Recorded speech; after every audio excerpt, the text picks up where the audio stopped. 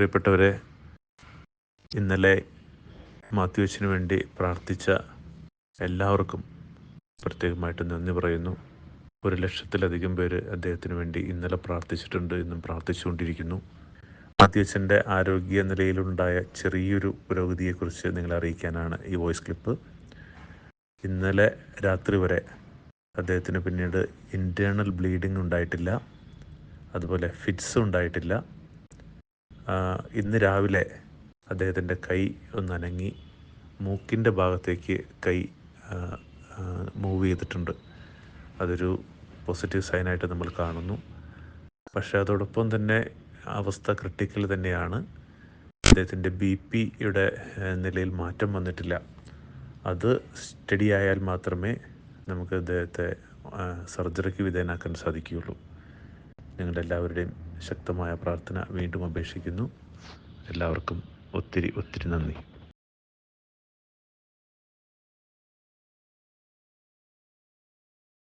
സ്നേഹമുള്ള സഹോദരി സഹോദരന്മാരെ, ഞാൻ മെത്രാനായിട്ട് ഒരു 22 വർഷമാകുന്നു. ആദ്യമാണ് ഈ അനുഭവം കേട്ടോ. നമ്മുടെ ഇടവകയിലുള്ള വൈദികന് സൗഖ്യമില്ലാതെ വന്നപ്പോൾ ആ രാത്രിയിൽ ആദിമ സമൂഹത്തെ പോലെ നമ്മൾ ഒരുമിച്ച് വന്ന് ആരാധിക്കുകയും പ്രാർത്ഥിക്കുകയും ബലിയർപ്പിക്കുകയും ചെയ്യുന്ന അതീവ ഹൃദ്യമായ ഒരു സമയം. ഇന്നലെ ആശുപത്രിയിൽ ഒരുമിച്ച് കൂടിയ വൈദികർ അവർ ചിന്തിച്ചൊരു കാര്യം, നമുക്ക് എങ്ങനെയാണ് മാത്യുവച്ചനെ സഹായിക്കാൻ സാധിക്കുക? ദൈവം നൽകിയ ഒരു പ്രചോദനമാണ് ഇന്ന് നമ്മൾ ഒരുമിച്ച് വന്ന് പ്രാർത്ഥിച്ച് നമ്മുടെ അച്ഛനെ സമർപ്പിക്കുക മാത്രമല്ല, നല്ലവനായ ദൈവത്തോട് അച്ഛനെ സൗഖ്യപ്പെടുത്തണമേ എന്ന് നമ്മൾ ഒരുമിച്ച് വന്ന് ദൈവത്തോട് യാചിക്കുകയാണ്. ജീവദായകമായ ഒരു സമയമാണിത്. ഞാൻ പലപ്പോഴും മനസ്സിലാക്കുന്ന ഒരു കാര്യം, ഒന്നും യാദർച്ഛികമല്ല, എല്ലാം ദൈവത്തിൻ്റെ മനസ്സിലുള്ള കാര്യമാണ്. പക്ഷേ ഇന്നലെ ആ കാര്യം സംഭവിച്ചിട്ട് അച്ഛൻ വാഷ്റൂമിൽ പോയി അവിടെ ബോധരഹിതനായി വീണിട്ട് 24 മണിക്കൂർ കഴിയുമ്പോൾ നമ്മളിന്ന് ചെയ്യുന്നത്, മാത്യുവച്ചന് ഉണ്ടായ ആ കാര്യം നമ്മുടെ വിശ്വാസ പ്രഘോഷണത്തിൻ്റെ മനോഹരമായ ഒരു സംഭവമാക്കി നമ്മൾ മാറ്റുകയാണ്. നമ്മൾ പ്രഘോഷിക്കുന്നത് നമ്മൾ ക്രിസ്തുവിൻ്റെ ഭൗതിക ശരീരമാണ്. ശരീരത്തിൻ്റെ ഒരു ഭാഗം വേദനിക്കുമ്പോൾ നമുക്കെല്ലാവർക്കുമാണ് വേദനിക്കുക. ആ കാര്യമാണ് നമ്മൾ പ്രഘോഷിക്കുക. അതുമാത്രമല്ല, നമ്മൾ പറയുന്നത് ദൈവത്തിൻ്റെ കൃപ നമ്മളിലൂടെ ഒഴുകി വരുന്നത് അതീവമായ വേദനയിലൂടെയാണ്. പട്ടം കൊടുക്കുന്ന സമയത്ത് അച്ഛന്മാർ പറയുന്ന മനോഹരമായൊരു കാര്യമുണ്ട്. അതിതാണ്, ദൈവം നിന്നെ വിളിക്കുന്നത് ബലിയർപ്പിക്കാനും ബലിയാകാനുമായിട്ടാണ്. ഇന്നലെ ആ വാഷ്റൂമിൽ സംഭവിച്ചത് സാവധാനം ബലിയായി മാറുകയാണ്. അച്ഛൻ്റെ ബോധം നഷ്ടപ്പെട്ടിരുന്നു. അച്ഛൻ എവിടെയാണെന്ന് അച്ഛനെ അറിഞ്ഞുകൂടാമായിരുന്നു. ദൈവം നമ്മോട് പറയുന്നൊരു കാര്യം, ഇന്നലെ 24 മണിക്കൂറിനുള്ളിൽ നമ്മുടെ മത്തിക്കര ഇടവകയിലും ഇതറിഞ്ഞു വന്ന പലരെയും ദൈവം സുഖപ്പെടുത്തിക്കൊണ്ടിരിക്കുകയാണ്. വെറുതെയല്ല നമ്മുടെ റെജി അച്ഛൻ പ്രാർത്ഥിച്ച, കർത്താവേ ഞങ്ങളെ സൗഖ്യപ്പെടുത്തണമേ എന്ന്. അങ്ങനെ പ്രാർത്ഥിക്കുമ്പോൾ നമ്മുടെ മനസ്സിലുള്ള ആരാണ്? മാത്യുവച്ചനാണ്. ദൈവം അങ്ങനെയല്ല പ്രവർത്തിക്കുന്നത്. ദൈവം തൻ്റെ സുവിശേഷം പ്രഘോഷിക്കുന്നതിലൂടെ ഈ ഇടവകയിലുള്ള സൗഖ്യം ആവശ്യമുള്ള അനേകം ആളുകളെ സൗഖ്യപ്പെടുത്തിക്കൊണ്ടിരിക്കുകയാണ്. അതവർക്കറിയാം, അത് സംഭവിക്കുന്നവർക്കറിയാം. ആ ദൈവത്തിൻ്റെ കൃപ. ഇത് ഞാൻ അനുസ്മരിക്കുന്ന 1935-കളിൽ നമ്മൾ ഈ നാറ്റ്സികളൊക്കെ പിടിച്ച് തടങ്കലിലാക്കിയ ഡിട്രിച്ച് ബോനെഫർ എന്ന് പറഞ്ഞൊരു വലിയൊരു ദൈവശാസ്ത്രജ്ഞനുണ്ട്. അദ്ദേഹത്തിൻ്റെ പുസ്തകം ഇന്നും വളരെ വിലയുള്ളൊരു പുസ്തകമാണ്. അതിൻ്റെ പുസ്തകത്തിൻ്റെ പേര് ദ കോസ്റ്റ് ഓഫ് ഡിസൈപ്പിൾഷിപ്പ്, ശിഷ്യത്വത്തിൻ്റെ വില എന്നുള്ളതാണ്. ദൈവശാസ്ത്രത്തിൽ നമ്മൾ മാത്രമല്ല, ഹിന്ദുക്കളായ ആൾക്കാർ പോലും വായിക്കുന്ന ഒരു കാര്യമാണ്. അതിൽ അദ്ദേഹം പറയുന്ന വലിയൊരു സന്ദേശം, ദൈവത്തിൻ്റെ കൃപ എന്നത് വളരെ വിലയുള്ളതാണ്. ആരെങ്കിലും വില നൽകണം. ആരെങ്കിലും വില നൽകാതെ ആ കൃപാവരം ഇതിലേക്ക് ഒഴുകി വരില്ല. ചിലപ്പോഴത് മാനസിക രോഗികളാകാം. കാരണം ലോകത്തിലുള്ളവർക്ക് അവർക്ക് സംസാരിക്കാൻ സാധിക്കുന്നില്ല, അവരുടെ ആഗ്രഹം അറിയിക്കാൻ സാധിക്കുന്നില്ല. പ്രായമായവരാകാം കേട്ടോ, അംഗവൈകല്യമുള്ളവരാകാം, വിധവകളാകാം കേട്ടോ, സഹിക്കുന്നവരാകാം, അഭയാർത്ഥികളാകാം, അദ്ദേഹം പറഞ്ഞു വയ്ക്കുന്നത് ദൈവത്തിൻ്റെ കൃപ നമ്മളിലേക്ക് ഒഴുകിയെത്തുകയാണ്. അപ്പം നമ്മളിവിടെ ഒരുമിച്ച് കൂടിയിരിക്കുമ്പോൾ ആദ്യമായിട്ട് നന്ദി പറയേണ്ടത് മാത്യു അച്ഛൻ എന്ന് പറഞ്ഞ വൈദികനെ കുറിച്ചാണ്. അച്ഛനെ കുറിച്ച് ഓർക്കുമ്പോൾ നമ്മളെപ്പോഴും നമ്മുടെ മനസ്സിൽ ഒത്തിരിയേറെ സന്തോഷമാണ്. ഞാനിവിടെ പാസ്റ്റൽ വിസിറ്റിന് വന്നപ്പോൾ ആൾക്കാരെല്ലാം കൂടെ പറഞ്ഞു, അച്ഛനെ വിടരുത് കേട്ടോ, അച്ഛൻ ഞങ്ങൾക്ക് വേണം. അപ്പോൾ ഞാനത് സി ബി അച്ഛനോട് പറഞ്ഞു. അപ്പോൾ സി ബി അച്ഛൻ പറഞ്ഞു, പിതാവേ ഞങ്ങൾക്കത് ഈ വർഷം മാറ്റമൊക്കെ ചിന്തിച്ചിരുന്നതാണ്. അപ്പോൾ ഞാൻ പറഞ്ഞു, അവിടുത്തെ ഇടവക ജനം ആവശ്യപ്പെടുന്നൊരു കാര്യമാണ്, ദയവായിട്ട് പരിഗണിക്കണം. അവരത് സമ്മതിച്ചു കേട്ടോ. അത് കഴിഞ്ഞിട്ട് 2 മാസമേ ആകുന്നുള്ളൂ, അച്ഛൻ തുടരുകയാണ്. ദൈവം അച്ഛനെ വിളിക്കുന്നത് നമുക്ക് വേണ്ടി ബലിയാകാനായിട്ടാണ്. ഇതാണ് ഇതിൻ്റെ പരമമായ നിഗൂഢമായ പെസഹ രഹസ്യം. നമ്മൾ ഈ പ്രാർത്ഥിക്കുന്ന പ്രാർത്ഥനകൾ വഴിയായിട്ട് ദൈവത്തിൻ്റെ കനിവ് ഇങ്ങോട്ട് വന്നിട്ട് നമ്മളെ സൗഖ്യപ്പെടുത്തുകയാണ്. കാരണം ഒരാൾ വില നൽകുകയാണ്. അത് നമ്മുടെ മനസ്സിലേക്ക് കൊണ്ടുവരേണ്ട പരമമായ സത്യം ഇതാണ് കേട്ടോ. ഇതെല്ലാം ദൈവത്തിൻ്റെ അമൂല്യമായ സ്നേഹത്തിൻ്റെ ഇടപെടലുകളാണ്. ദൈവം നമ്മളെ സ്നേഹിക്കുന്നു എന്നുള്ളതാണ് കേട്ടോ. അവിടെ നമ്മൾ പറയുന്ന സുവിശേഷഭാഗം ഭയപ്പെടേണ്ട എന്നാണ്. നിങ്ങൾ ഞെട്ടിപ്പോകരുത്. നമ്മൾ ഞെട്ടിപ്പോവുകയാണ്. കാരണം ഇവിടെ നിന്ന് കൃത്യം ആ സമയത്ത് വിളിച്ചു പറഞ്ഞത് ചേർത്തലയിൽ നിന്ന് വന്നൊരു ഡീക്കനാണ്. പിതാവ് ഇങ്ങനെ സംഭവിച്ചിട്ടുണ്ടെന്ന് പറഞ്ഞു.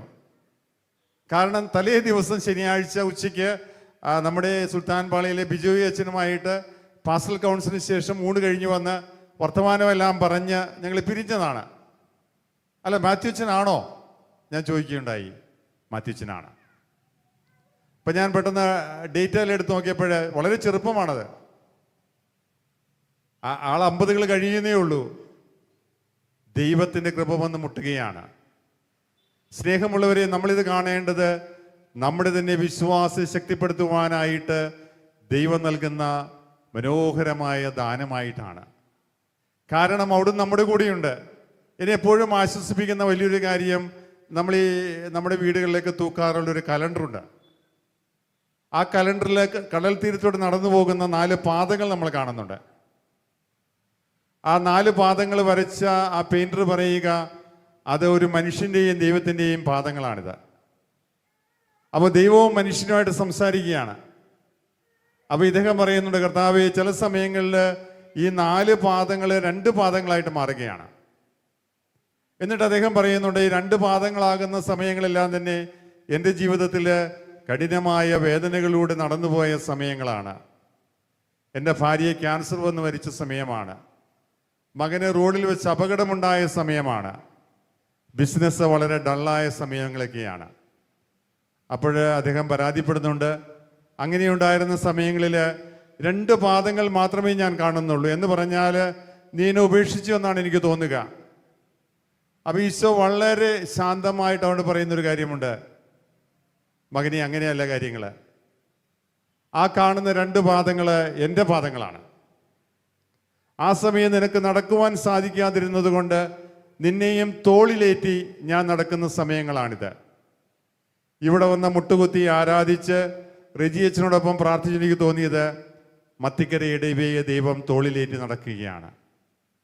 കാരണം നമ്മുടെ മനസ്സിൽ സങ്കടമുണ്ട്. നമ്മൾ സ്നേഹിക്കുന്ന, നമ്മളെ വാത്സല്യപ്പെടുത്തുന്ന, നമ്മളെ ചിരിപ്പിക്കുന്ന, നമ്മളെ കഴിപ്പിക്കുന്ന നമ്മുടെ പ്രിയപ്പെട്ട മാത്യുച്ചനാണ്. ചില സമയങ്ങളിൽ ഇടവഴിക്ക് പോലും മുടന്ത് സംഭവിക്കും, നടക്കാൻ സാധിക്കാതെയാകും. നമ്മളോർക്ക് ആ സമയത്ത് നമ്മളിങ്ങനെ ഒരുമിച്ച് വരുന്നതിലൂടെ അവിടുന്ന് നമ്മളെ തോളിലേറ്റി നടക്കുന്നതായ അനുഭവങ്ങളിലൂടെ നമ്മൾ നടക്കുകയാണ്. ഇതെല്ലാം ദൈവം നമ്മളെ പഠിപ്പിച്ചുകൊണ്ടിരിക്കുകയാണ് കേട്ടോ. എല്ലാം ഒരു സുവിശേഷ പ്രഘോഷണമാണ് പ്രിയപ്പെട്ടവരെ. നമ്മുടെ ജീവിതം മാത്രമല്ല, നമ്മുടെ യാത്രകൾ, നമ്മുടെ രോഗങ്ങൾ, നമ്മുടെ നിർഭാഗ്യങ്ങൾ, നമ്മുടെ പരാജയങ്ങൾ, ഇതെല്ലാം തന്നെ സുവിശേഷ പ്രഘോഷണമാണ്. ദൈവം നമ്മോട് സംസാരിക്കുകയാണ്. എന്താണ് അവിടെ നമ്മൾ സംസാരിക്കുക? ഐ ആം വിത്ത് യു, ഞാൻ നിന്നോട് കൂടിയുണ്ട്. അത് ഇൻഡിവിജ്വലായിട്ട് മാത്രമല്ല കർത്താവ് പറയുക, സമൂഹത്തോടാണ് പറയുക. കാരണം കർത്താവിനെ സംബന്ധിച്ചിടത്തോളം നമ്മുടെ ഈ സമൂഹം എന്ന് പറഞ്ഞാൽ അവിടുത്തെ നാമത്തിൽ ഒരുമിച്ച് വരുന്നവരാണ്. അത് നമ്മോട് പറയുക, ഐ ആം വിത്ത് യു, ഞാൻ നിങ്ങളോട് കൂടിയുണ്ട്. രണ്ടാമത്തെ കാര്യം, ഭയപ്പെടരുത് കേട്ടോ, ഭയപ്പെടരുത്. എൻ്റെ കൈകൾ കുറുകിപ്പോയിട്ടില്ല. നിന്നെ സൗഖ്യമാകാൻ പറ്റാത്ത രീതിയിൽ എൻ്റെ കൈകൾ കുറുകിപ്പോയിട്ടില്ല. ഞാൻ നിന്നെ സുഖപ്പെടുത്തുന്ന കർത്താവാണിത്. നമുക്ക് പ്രാർത്ഥിക്കാം. മാത്യുച്ചിന് വേണ്ടി മാത്രമല്ല, നമ്മുടെ ഇടവകയ്ക്ക് വേണ്ടി പ്രാർത്ഥിക്കാനുള്ളൊരു സമയമാണിത്. അച്ഛനിൽ നിന്ന് സേവനം കിട്ടിയ ആൾക്കാർ, അച്ഛൻ്റെ മനോഹരമായ വചനം ശ്രവിച്ചവർ, നമ്മുടെ മനസ്സിലെല്ലാം ദുഃഖമുണ്ട്. അതേസമയം നമ്മുടെ ഒരു പ്രാർത്ഥന ഇതാണ്, അച്ഛൻ വീണ്ടും എഴുന്നേറ്റ് സൗഖ്യമുള്ളവനായിട്ട് നമ്മുടെ ഇടവകയിൽ നിന്ന് വന്ന് ബലിയർപ്പിക്കണം. നമുക്ക് ഒരുമിച്ച് പ്രാർത്ഥിക്കുന്നതിന് വേണ്ടിയിട്ട് ദൈവത്തോട് പറയണം, അവിടുത്തെ കരങ്ങൾ കുറുകിപ്പോയിട്ടില്ല. എന്നെ സൗഖ്യപ്പെടുത്താൻ പറ്റാത്ത രീതിയിൽ അവിടുത്തെ കരങ്ങൾ കുറുകിപ്പോയിട്ടില്ല. നിന്റെ സ്നേഹം ഞങ്ങൾ അറിയുന്നു. അത് പ്രഭാതത്തിൽ ഇലകളിൽ കാണുന്ന മഞ്ഞുതുള്ളികൾ പോലെയുള്ള നവമായ സ്നേഹമാണെന്ന് ഞങ്ങൾ തിരിച്ചറിയുന്നു.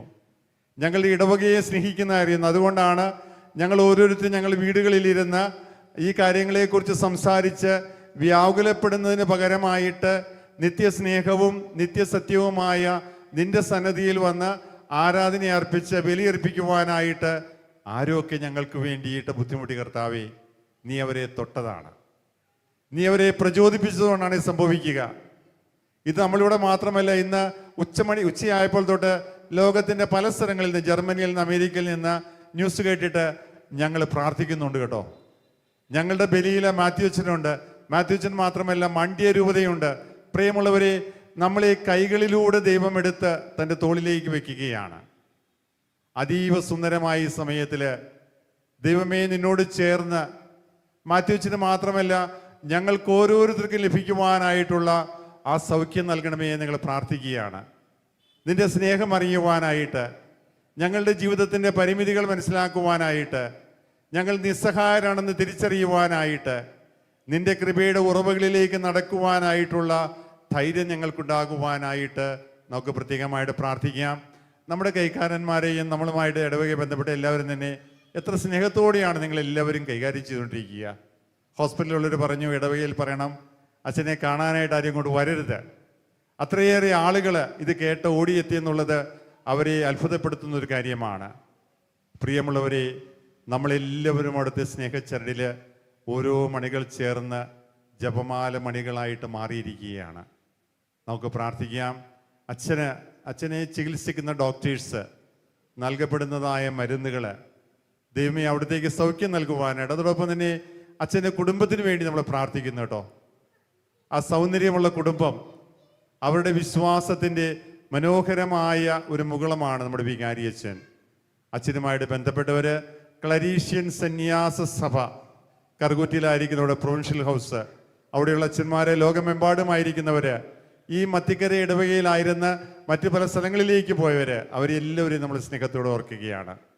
നല്ലവനായ ദൈവം നമ്മളെ ഓരോരുത്തരെയും ആശീർവദിക്കട്ടെ എന്ന് പ്രാർത്ഥിച്ചുകൊണ്ടും നമ്മുടെ സ്നേഹനിധിയായ മാത്യുച്ചനെ അവിടുത്തെ പരിശുദ്ധമായ കരങ്ങളാൽ തൊട്ടു സുഖപ്പെടുത്തി ജീവദായകമായ ശക്തി നൽകി വീണ്ടും ആരോഗ്യമുള്ളവനെ പ്രാർത്ഥിച്ചുകൊണ്ടും നമ്മളെ അവിടുത്തെ ബലിയിലേക്ക്, ഞങ്ങളുടെ ജീവിത ബലികളിലേക്ക് നയിക്കണമേ എന്ന് നമുക്ക് പ്രാർത്ഥിക്കാം. പിതാവിൻ്റെയും പുത്രൻ്റെയും പരിശുദ്ധാത്മാവിൻ്റെയും നാമത്തിൽ ആമേൻ.